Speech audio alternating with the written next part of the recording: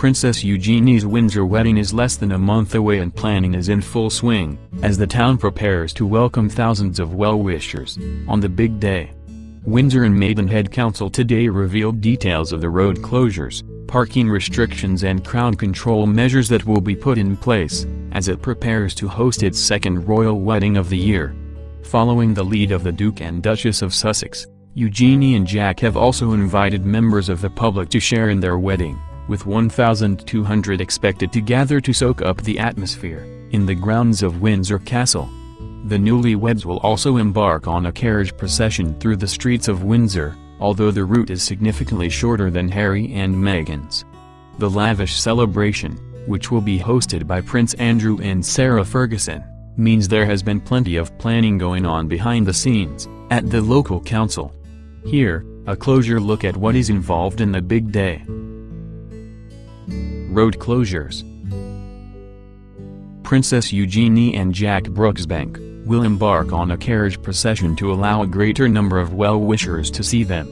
The newlyweds will travel down Castle Hill, onto the High Street and Park Street, before returning to Windsor Castle via Cambridge Gate on the Long Walk.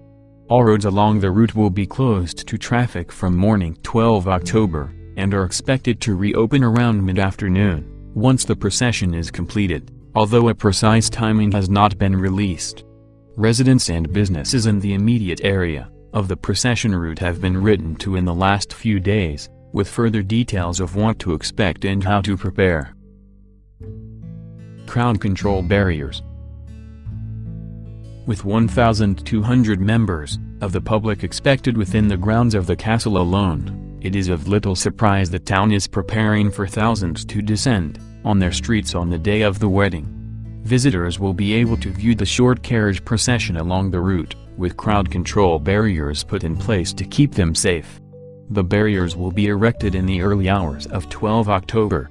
Footpaths will remain open during the day, but residents and visitors are warned that they are expected to be far busier than usual. Transport and parking.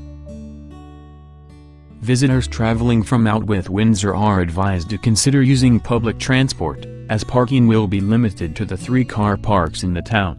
Parking will be suspended on the roads forming the procession route, and on a number of adjoining roads for the wedding day. If you do travel by car, exit at Junction 6 of the M4, or Junction 13 of the M25 for Windsor.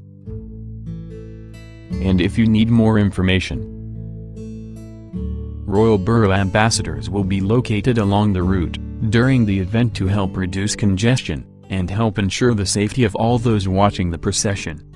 Thames Valley Police has also announced its plans to ensure everyone's safety. Visitors will be able to speak to any of the officers, community wardens, ambassadors and other partners on the ground, if they have any questions on the big day. Councillor Phil Bicknell, Cabinet Member for Highways, Transport and Windsor, added, "We know some of the preparations involved may cause short-term disruption, and we thank residents and businesses for their patience and the lead-up to, during and after the event. Our main advice for anyone wishing to join us in Windsor for the royal wedding is to plan ahead, pre-plan and book your transport, think carefully about what to bring with you, and most of all, don't forget to come back and visit Windsor again."